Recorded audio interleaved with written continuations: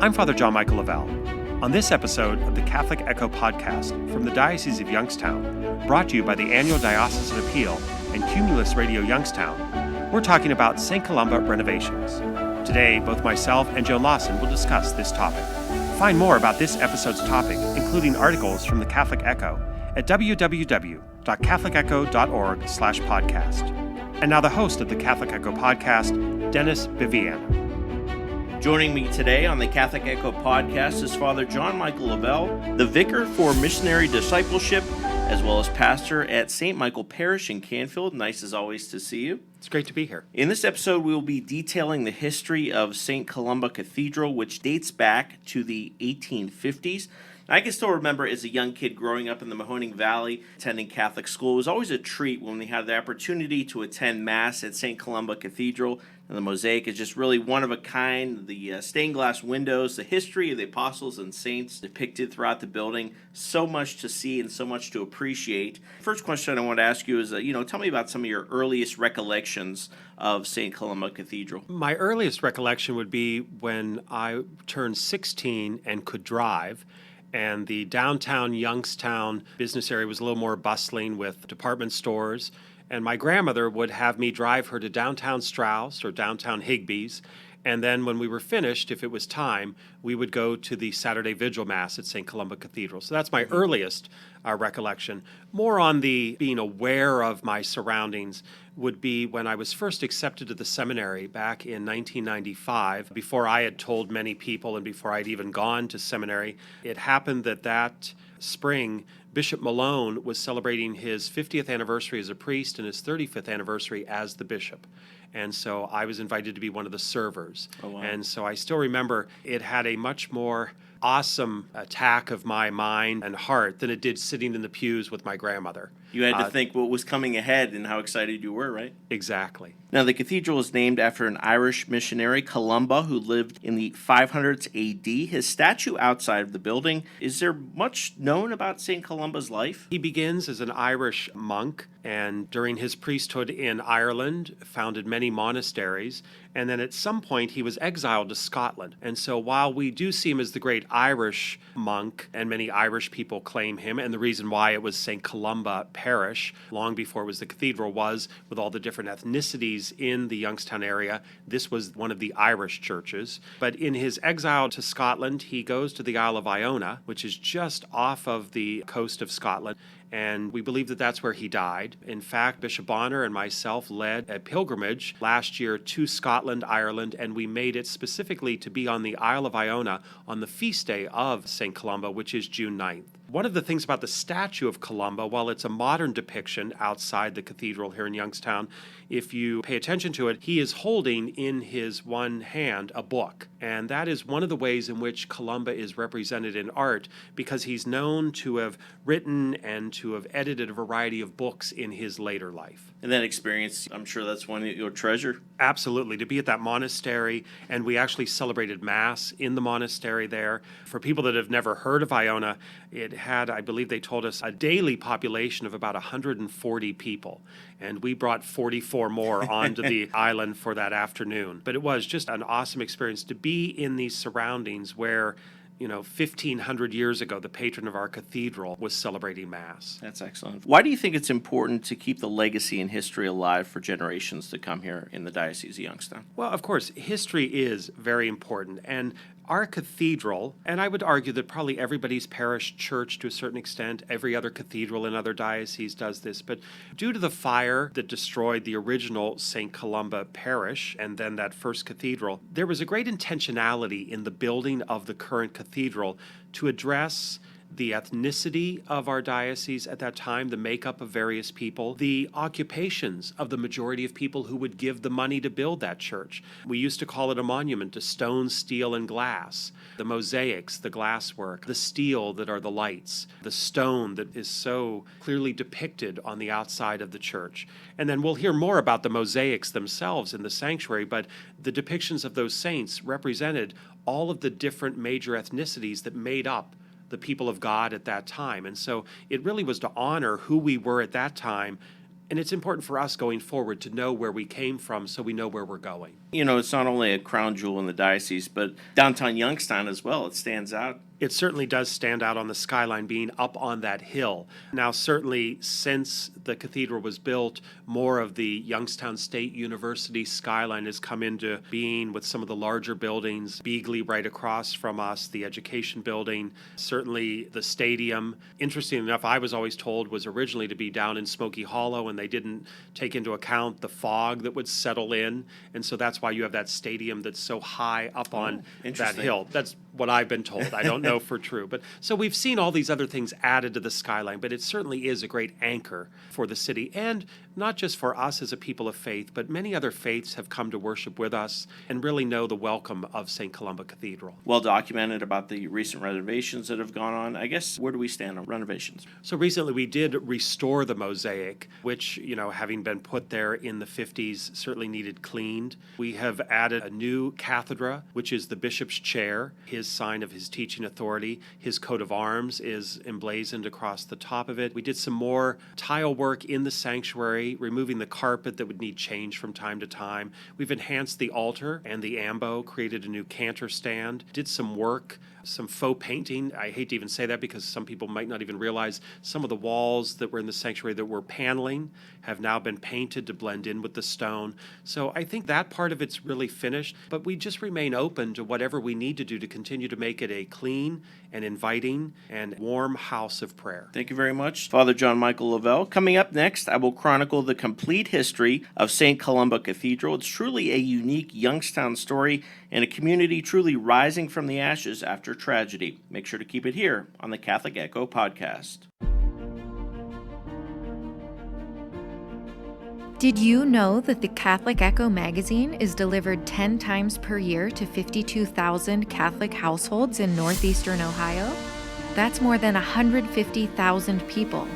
And the Catholic Echo website, catholicecho.org, has been averaging 30,000 views per month since it launched in February 2023.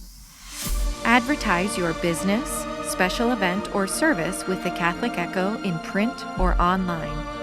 Email catholicecho@youngstowndiocese.org. Advertising discounts are available for Catholic institutions as well as for businesses that commit to 5 or 10 issues in a year. Email catholicecho@youngstowndiocese.org or visit the advertising tab at catholicecho.org for more information. When storms hit, we are there to rebuild. As our neighbors age, we lighten their burdens. As our veterans adjust, we ease their transitions. In every part of the country, we are there. We are Catholic Charities. We serve millions each year regardless of their faith. We put food back on tables, unlock doors, and walk together on the road back. Help Catholic Charities serve your neighbors in need. Join us at wearethere.us. The parish of St. Columba was first established in 1847.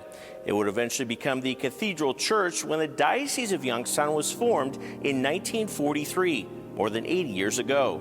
It's a story of a community of faith and rising from the ashes after tragedy. St. Columba was the first parish in the city of Youngstown and in all of Mahoning County.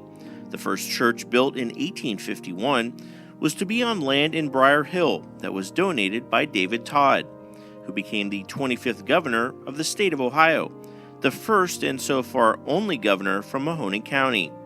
A second church was built in 1864, and in 1897, the third church was erected on the site of the present cathedral. Decades later, tragedy struck on September 2nd, 1954, when a lightning strike caught the cathedral on fire, eventually collapsing the roof, leaving the building in ruins. The blaze was estimated to cost $1.25 million. It would take 4 years to rebuild the structure to its current form in 1958. I've actually talked to a number of people who saw the cathedral burn, and it was devastating to them. It was their church. It was a symbol of the church and the diocese. So it was very painful that a beautiful place of worship was destroyed by fire. The cathedral is Romanesque in influence, featuring a high nave and soaring campanile, constructed out of a blend of stone, steel, and glass. It's a monument of faith, dedication, and vision. 132 feet above street level is the Campanile, or bell tower, which stands on the original church site. It was the first church bell in Youngstown, calling the faithful to midnight mass on Christmas Eve. The vestibule of the cathedral, with its portals of stainless steel and multicolored stained glass, give the visitor a sense of oneness with the outside world, and yet it creates tranquility and sanctuary into the awesome presence of Almighty God. It's so distinctive in its architectural beauty. The sanctuary itself calls people into the liturgy, and the beautiful mosaic on the front wall depicts the patron saints of the immigrants who came from Europe to Youngstown. So it's a kind of a history of the communion of saints. The cathedral's door feature 50 silhouetted symbols of Catholic theology and faith, including Our Lord, the seven sacraments, the Church, and the Mother of Christ. Above the door hangs the coat of arms of current Bishop David J. Bonner, installed on January 12, 2021. The coat of arms of 5 former Youngstown bishops, James A. McFadden, Emmett M. Walsh, James W. Malone, Thomas J. Tobin, and George V. Murray, hang on the walls of the Eucharistic Chapel. The cathedral gets its name from the Irish missionary Columba, who lived from 521 to 597 AD, and founded monasteries throughout Ireland and Scotland. His life of heroic virtue and his dedication to God and the Church are colorfully conveyed in the St. Columba window, which rises high above the choir gallery. The window is divided into 49 openings, which adorned with jewel-like medallions and shields, all of which tell the story of Columba's life and faith, along with the sacramental life and faith of the Church. The choir gallery is also home to the 39th ranked 25-bell Carillon pipe organ, designed from the Cassavant brothers of Hyacinthe in Quebec, Canada. The main body of the cathedral, which seats 1,000, is flanked by rows of piers made up of mosaic columns. Above the arches on the interior walls are placed the Stations of the Cross, made from aluminum and bronze. The 14 scenes depict Christ's journey to Calvary. Shades and colors of blue, red, purple, orange, green, and amber create a dazzling rainbow effect, reflected from the walls, the floor, and the bronze chandeliers. It was antique and precious glass blown in Germany, England, and Italy, used for the stained glass windows. The apostles are used for the themes of the nave windows, and appropriately so, since the church is built on the foundation of the apostles, who were also the first bishops. The glass and the stone, the marble, it comes from different parts of the world, reflecting the sense of a universal church. And of course, the steel comes right here from the valley, which was known as a place of steel. There are depictions of St. Paul and Mary, Mother of Christ. The lower windows depict the Apostles' Creed. The Eucharistic Chapel is dedicated to the Sacred Heart of Jesus, and opposite the tabernacle is the wood-carved relief of the Sacred Heart, opening up to St. Margaret Mary Alacoque, the Visitation Nun, whose special awe and reverence endeared Christ's heart to hers. In the enclosure on either side of the sanctuary are similar hand-carved reliefs of the Blessed Virgin and St. Joseph, her spouse. The sanctuary, with its hand-chiseled travertine marble altar, ambo, and bishop's chair, lends an air of utter simplicity, yet richness to the celebration of the Mass. A dramatic background to the entire sanctuary is the gigantic mosaic panel of satin glass, representing various ethnic roots of the faithful of the Diocese of Youngstown. The upper right portion depicts the creative hand of God, surrounded by the angelic choir. In the center, depicted in heroic size, is the Blessed Mother of God, being touched by Gabriel, the angel of the Annunciation. Whether I'm processing in or processing out, I always find myself looking way, way up to our Blessed Mother. And of course, this reflects the Immaculate Conception, the patroness of our United States. But that gaze, not only of looking to Mary, but of looking up to heaven. The Cathedral of St. Columba, the central church of the Diocese of Youngstown, stands as a house of God, yet it symbolizes in stone, steel, and glass a story of faith, dedication, and vision for countless of Catholic worshipers. The cathedral's sanctuary, which encompasses the altar, ambo or pulpit, and cathedra, the bishop's chair, as well as locations for the deacons, additional priests, and cantor, has been renovated to bring about greater harmony between the elements of the space and their liturgical importance. The renovations also enhance the beauty of the cathedral's prominent mosaic, along with additional aesthetic improvements. Using marble from the side altars, which were removed, a new cathedra was constructed. The cathedra now includes the coat of arms of the bishop, a standard across the world.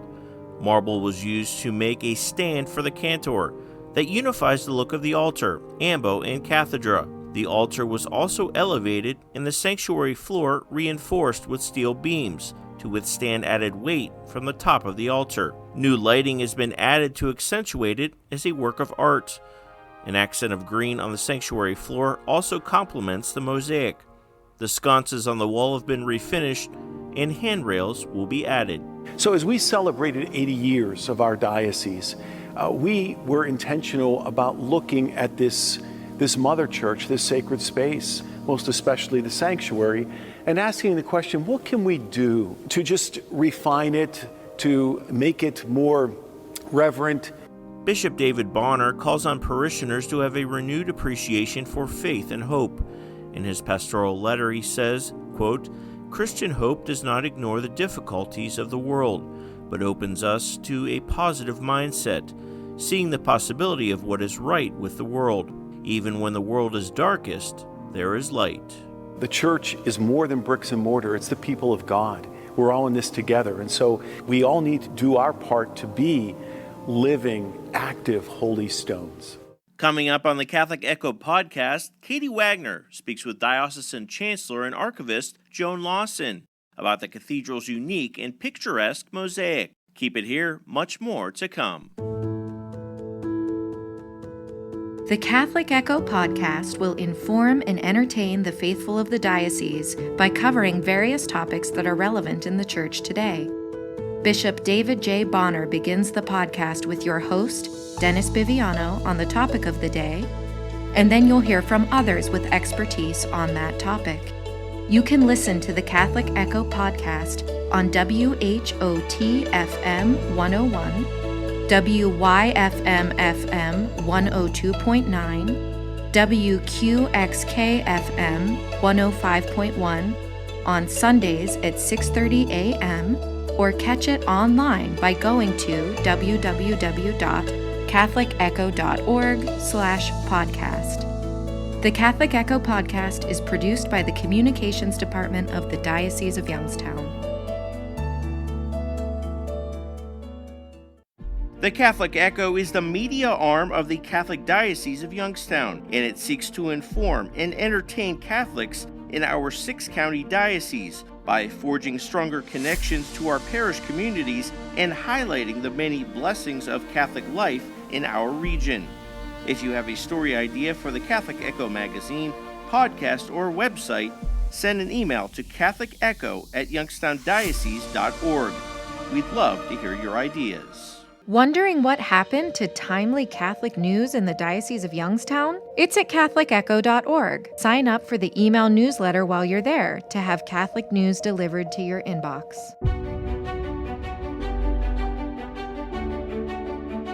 This is Katie Wagner, Editor-in-Chief of the Catholic Echo magazine, and I'm here with Joan Lawson, who is the Diocesan Chancellor, though I have her today in her capacity as Diocesan Archivist.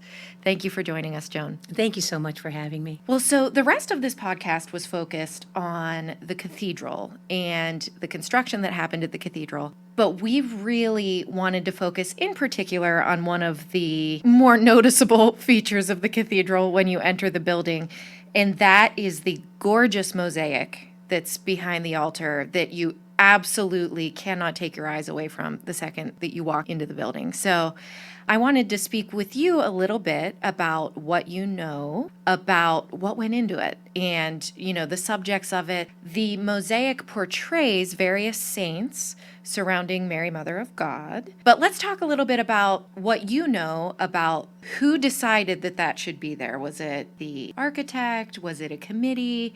And what was the thought process in even including that at the cathedral? The thought behind it was that this mosaic, which is dominated by Mary, that our devotion to Mary would be reflected in that soaring masterpiece that, as you say, almost overwhelms a person when we walk into the cathedral. And the design of the whole interior is so clear and clean that when a person walks in the doors off of Wood Street and enters into the worship space, the eye is focused completely down the main aisle toward the altar and toward the mosaic that backs the altar. Although the artist who put it together said that the idea was that it would be a tapestry behind the altar. Now, it's not made of fabric, it's made of more than 1 million satin glass pieces in 200 colors. And the artist said that he was Italian, so he was educated in America and still had a studio in Italy, so he went back and forth. And the mosaic represents that. Parts of it were assembled in Florence in the studio and then brought to Youngstown, and he came with it and put it together on the wall. But he talks about all of those colors, and when you look, you don't think 200 colors. You think of a unified image. And that's what he intended. He said, we're all Catholics, and Catholicity is made up of so many different kinds of people. He said, all colors, all shapes, all sizes, all nationalities, that those are all, what it means to be Catholic is that everybody is included, and that's Catholicity. But put together, all of those individual, more than 1 million pieces put together represents a unity. You see in the mosaic a dominating idea of curves, and he talks about that as being a curved line suggesting a circle, which represents unity. He also talks about the curves representing halos, which represents our sanctity. And also, there's a certain kind of an egg shape to it, even though itself is a rectangle, but with all of the curves in it, you get a feeling of an egg representing our rebirth in Christ. So all of that was meant to be a backdrop in these beautiful colors, but no color is so dominant that it doesn't form a whole tapestry. He was also responsible for the windows, which again were assembled in Florence and brought here and installed. But those colors are much more vibrant, much stronger colors, and those transmit light, whereas the mosaic reflects light. That's amazing. I did not know that some of it was assembled in Florence, and I can't believe that there are 200 different colors because it really does all mesh together. So for folks that maybe missed the first half of this podcast, remind me, what year was this mosaic installed? It would have been in the late 50s, correct? Yes, the fire to the old cathedral happened in 1954, and then there was a significant period of regrouping, establishing what the design would be. Of course, there was a good deal of fundraising that went into it, and so the cathedral was really completed in 1958, but it wasn't consecrated until 1959. So it was really toward the late 50s, but it reopened in 1958. And my understanding is that the mosaic was designed to sort of reflect the cultural makeup of the diocese at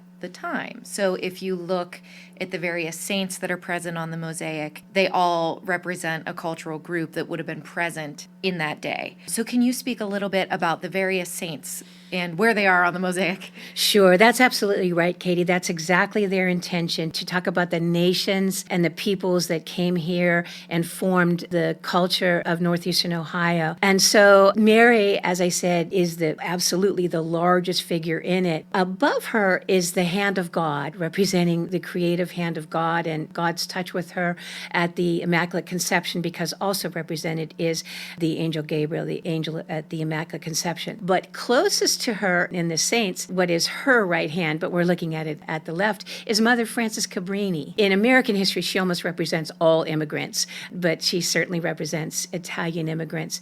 And then as we go down as we're looking at it, the left-hand side of the mosaic, we see a Croatian saint who was a Franciscan and a martyr. And then we see Saint Maron and Saint Nicetas representing the Maronites and the Byzantines. We see Saint Thomas More representing the English background of a good bit of our areas was the Connecticut Western Reserve, and so people of English descent. And then as we go farther down, there is Saint Patrick representing the Irish. Then this is wonderful too, there are two of them who were blessed at the time that the cathedral was opened, but since then have been fully canonized, who are now saints. So at the time he was Blessed Martin de Porres, but to us is Saint Martin de Porres, who was of African and a native Peruvian and Spanish, European Spanish descent. So he represents the people of African descent and Hispanic descent. And then there's Patrick, and next to Saint Casimir, who represents Lithuanians. Then on our right side are Saints Peter and Paul, the great apostles of the church, standing next to each other. Below them are Saint Cyril and Methodius, and they represent the Slavic people. And then next to them is Saint Boniface, representing Germany. Then there's Saint Stephen of Hungary. He's the one, many people might remember, the one with the crown with the kind of a bent cross. And below him is Saint Louis, representing the French people, who were very important early in our diocesan history. And then Saint Stanislaus, who's the patron of the Polish people. So all of those were important in the national and cultural mix of the people who made up our diocese when it was established. I did not realize that there were even that many saints on there. I feel like I have to sit down and count them. That's amazing. So thank you for sharing that with us. And now, to depart a little bit from the mosaic, I have one final question for you. Mm-hmm. And this is just, relating to the cathedral in general. What is your favorite feature of the cathedral and why? Every single time I walk into the cathedral, I am overwhelmed with the beauty of the play of the colors of the light that come through the windows. No matter what time of the day it is, there is some light pouring in, and the colors play on all of the surfaces. Whether it's a sunny day or not, one can always stand in awe of the mix of God's bounty and God's light, and how human beings have put together an artistry that allows the play of human and divine always to be reflected in the cathedral. It's one of the most beautiful sights in all of Northeastern Ohio.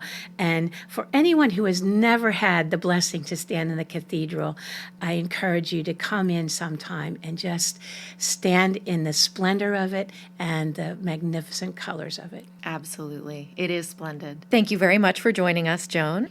And for anyone who would like some more information, in particular if you'd like to come visit the cathedral, you can find information at www.catholicecho.org, as well as on the diocesan website, which is www.doy.org.